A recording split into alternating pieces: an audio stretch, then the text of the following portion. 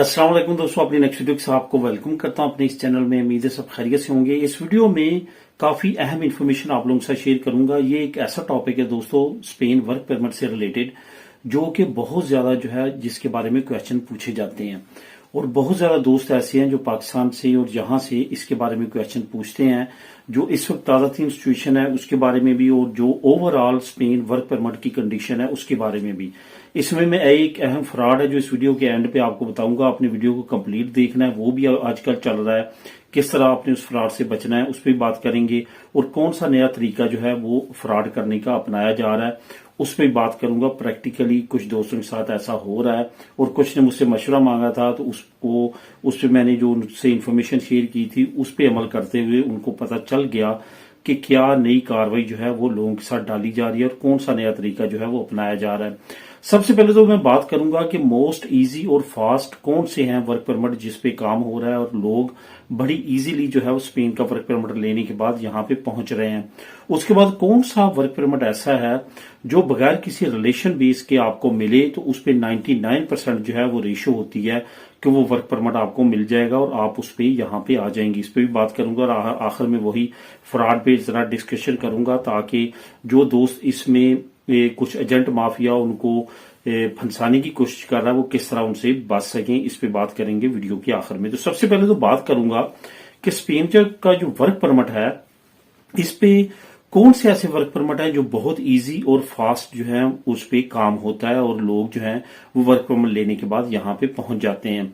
तो दोस्तों, हमेशा की तरह मैंने आपको पहले भी काफी मरतबा इस पे बताया था कि कुछ वर्क परमिट्स ऐसे हैं जिसके बिल्कुल भी चांस नहीं होते, कि उन पे आपको टाइम जाया नहीं करना चाहिए। उस पे आपको जो है वो मुफ्त तरह का लॉलीपॉप तो दिया जाता है एजेंट माफिया के थ्रू, और कुछ आपसे एडवांस भी लिया जाता है। और साल साल इंतजार करने के बाद जब आप वैसे उम्मीद तोड़ देते हैं तो आपको कहा जाता है कि आपका जो वर्क परमिट है यहाँ से स्पेन से ही रिजेक्ट हो चुका है। तो इस वजह से इस तरह की कोई भी जो है वो ट्रैक में आपको नहीं फंसना चाहिए, बल्कि आपको थ्रू प्रॉपर चैनल जो तमाम इन्फॉर्मेशन है उसी के जरिए जो है वो वर्क परमिट की तरफ आना चाहिए। स्पेन में जो सबसे अच्छी रेशो है और जो सबसे ज्यादा फास्ट और जो इजी वर्क परमिट पास होते हैं वो दो बेसिस पे होते हैं। नंबर एक तो यहाँ पे आपकी तमाम फैमिली मौजूद है, स्पेन आ चुकी है, जिसमें आपके वालिदैन हैं, आपके बहन भाई हैं, आपकी एज जो थी वो 18 से ज्यादा थी और आप नॉन स्टूडेंट थे 21 से ज्यादा थी। तो अब आप क्या है, आप पीछे रह गए हैं अपने वतन यानी कि पाकिस्तान या इंडिया या बांग्लादेश कहीं के भी हैं, और अब आप जो है वहां पे हैं और आपकी बाकी सारी फैमिली जो है वो स्पेन में आ चुकी है।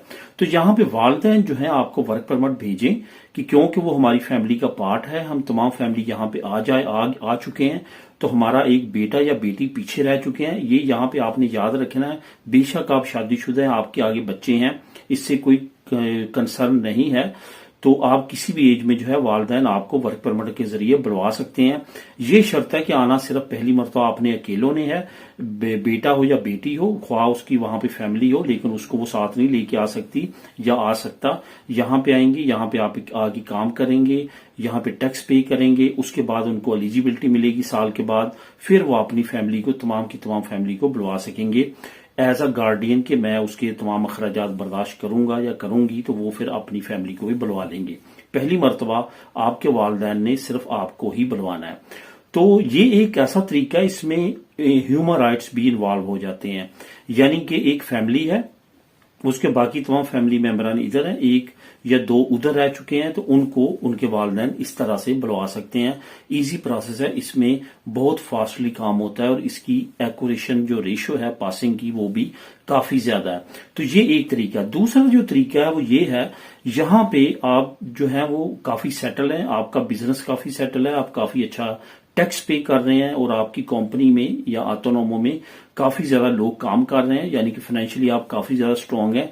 आप जो है एप्लीकेशन देते हैं कि मैं अपने भाई को, अपने करीबी रिश्तेदार, ब्लड रिलेशन होना चाहिए, मैं बुलवाना चाहता हूं, मेरे बिजनेस में वो हाथ बटाएगा। तो इस सूरत में भी बहुत सारे लोग जो हैं उन्होंने अपने भाइयों को बुलवाया है, जिसमें जो है अमूमन तौर पर कंस्ट्रक्शन की कंपनीज, जो बड़ी कंपनीज हैं जिसमें जो सुपरमार्केट्स वगैरह हैं वो कंपनीज, इस तरह का कोई भी बिजनेस हो सकता है जिसमें आपका काफी अच्छा टैक्स जा रहा हो और आपके नीचे काफी एम्प्लॉय काम कर रहे हो, यानी कि आप स्ट्रॉन्ग जो है इकोनॉमिकली शो हो रहे हो गवर्नमेंट को, तो फिर आपको परमिशन मिल जाती है। उस पर भी काफी फास्ट जो है वो वर्क परमिट का प्रोसेस होता है और लोग यहाँ पे काफी एक्यूरेट रेशो में आ जाते हैं।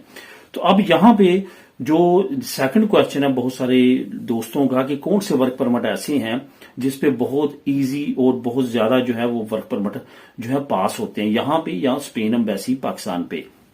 इसमें मैं बात करूंगा कि 99% जो चांस होते हैं जिसमें वीजा अमूमन तौर पे पास हो जाता है वो लोग होते हैं, वो प्रोफेशंस होते हैं जिनके यहाँ पे प्रोफेशनल नहीं मिलते।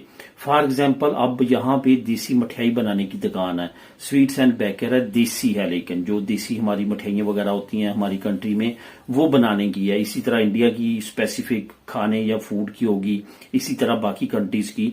तो इनके जो कुक हैं वो, और साथ साथ जो देसी खाने बनाने के जो रेस्टोरेंट हैं उनके जो कुक हैं प्रोफेशनल, वो यहाँ पे उनकी तादाद ना होने के बराबर है। उनके अगर वर्क परमिट यहाँ पे आपका बिजनेस सेट है स्पेन में और आप यहाँ से उनको बुलवाना चाहते हैं वहां पे किसी भी बंदे को, और वो कुक हो इन तमाम जो मैं बात की है स्पेसिफिक इलाकाई खानों की और मठियाइयों की और बेकर्स की, अगर उसका वो करियर है और वो साबित कर सकता है, एम्बेसी अगर उससे की प्रूफ मांग लेती है कि आप हमें प्रूफ दें कि आपका एक्सपीरियंस है या कहां से आपने, तो वो अगर आपको वो देना पड़ता है और आप वो दे पाते हैं तो इसकी रेशियो जो है वो 99% है।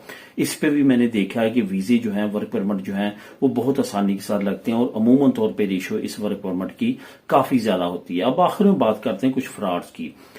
अब रिसेंटली एक दोस्त ने राब्ता किया पाकिस्तान से कि मेरा एक कजन है, उसको कोई एजेंट ने कहा है कि स्पेन का वर्क परमिट जो है वो मैं आपको देता हूं इतने लाख का, वो अमाउंट टोटल उसने बताई, अच्छी खासी अमाउंट, और इसमें आपसे जो है 5 लाख पहले लूंगा और बाकी तमाम काम होने के बाद। तो उस दोस्त ने कहा कि मैंने उससे कहा कि इस तरह करो कि उसको कहो कि 2-4 लाख ज्यादा ले ले, लेकिन जो अमाउंट है वो तमाम की तमाम मैं बाद में पे करूंगा। तो वो इस पे भी एग्री हुआ, लेकिन अब असल मसला कहां पे आया, तो उसने कहा कि मैं वहां पे जब आप जाएंगे वर्क परमिट पे तो आपकी 2500 यूरो जो है वो स्टार्ट तनख्वाह होगी, आपने खेतों में काम करना है। जब उसने मुझसे ये तमाम चीजें डिस्कस की तो मैंने उसको कहा कि ये बिल्कुल झूठ है, खेतों में यहाँ पे सबसे कम सैलरी मिलती है उन प्रोफेशंस में जिसमें कम सैलरी है, इस वजह से 2500 यूरो यहाँ पे बहुत अच्छा जो प्रोफेशनल है उसको मिलती है। एक तो मैंने कहा ये झूठ वो बोल रहा है। इसके साथ साथ मैंने उसको कहा कि इससे ये पूछें कि मैंने 1 रुपया भी पहले पे नहीं करना, तमाम की तमाम अमाउंट बाद में पे करनी है, क्योंकि और मुझे खर्चा तो नहीं पे करना पड़ेगा। तो वहां पे जो असल स्टोरी सामने आई वो आई मेडिकल जो वहां पे करवाने की। इन्होंने क्या किया हुआ एजेंटों ने कि वो आपको यही कहते हैं कि तमाम अमाउंट आपने वहां जाके देनी है। सिर्फ और सिर्फ इन्होंने क्या किया, मतलब मेडिकल लैब से वहां पे कॉन्टेक्ट किए हुए हैं उनके साथ कि हम आपको इतना बंदा भेजेंगे, आपने उनका मेडिकल करवाना है, उसमें से इतनी अमाउंट फॉर एग्जांपल 50% हमारी होगी, 50 आपकी होगी, 10,000 आप लेंगे तो 5,000 हमारी, और लाखों जो है वो हफ्तों में महीनों में वो लाखों लाखों जो है वो सिर्फ इसी पे नाम पे फीस लेते हैं। जो ये दोस्त था उसने अनफॉर्चुनेटली वहां पे विजिट किया और वहां पे 10,000 तकरीबन पे किया उस मेडिकल का जो तमाम प्रोसेस होता है। तो वो बता रहा था कि जब मैं गया हूं तो मेरे साथ सिर्फ इन्हीं के जो है वो 6 से 7 लोग थे जिन्होंने मेडिकल करवाना था। अब डेली बेस पे अगर 6-7 लोग भी लगाएं आप तो महीने के कितने लोग बनते हैं, और 10,000 फी कस अगर लगाएं तो वो आपको पता चल जाएगा कि महीने की कितनी अमाउंट बनती है, जिस पे अब ये फ्रॉड हो रहा है। बाद में इसको कहा गया कि आपके पेपर जो है वो रिजेक्ट हो चुके हैं, आपका वर्क परमिट नहीं लगेगा। जब उनको मालूम हुआ कि ये ना तो एडवांस दे रहा है और ना ही ये जो है इसका किसी और तरह से हम इससे पहले एडवांस में कुछ ले सकते हैं, तो मेडिकल की सूरत में उन्होंने 10,000 लिया और उसमें उन्होंने जो है वो ये तमाम कार्रवाई डाली। और इसी तरह से बेशुमार लोग जो है एजेंट माफिया इस तरह कर रही है। अब लोग क्योंकि एतबार ना होने की वजह से एडवांस नहीं देते तो अब उन्होंने मुख्तलिफ और तरह के हथकंडे जो है वो इस्तेमाल करने शुरू कर दिए हैं। तो इस तरह से के दोस्तों फ्रॉडों से भी आपने बचना है। इस तरह की एक्टिविटीज भी काफी ज्यादा अब वहां पे होना शुरू हो चुकी हैं। तो वर्क परमिट से रिलेटेड काफी अहम इन्फॉर्मेशन जो आपने पूछी थी मुख्तलिफ कमेंट्स में वो मैंने बताई। इससे रिलेटेड अगर आपके जहन में कोई और क्वेश्चन हो तो आप नीचे कमेंट करके पूछ सकते हैं। मिले नेक्स्ट वीडियो में नई अपडेट के साथ। अल्लाह हाफिज।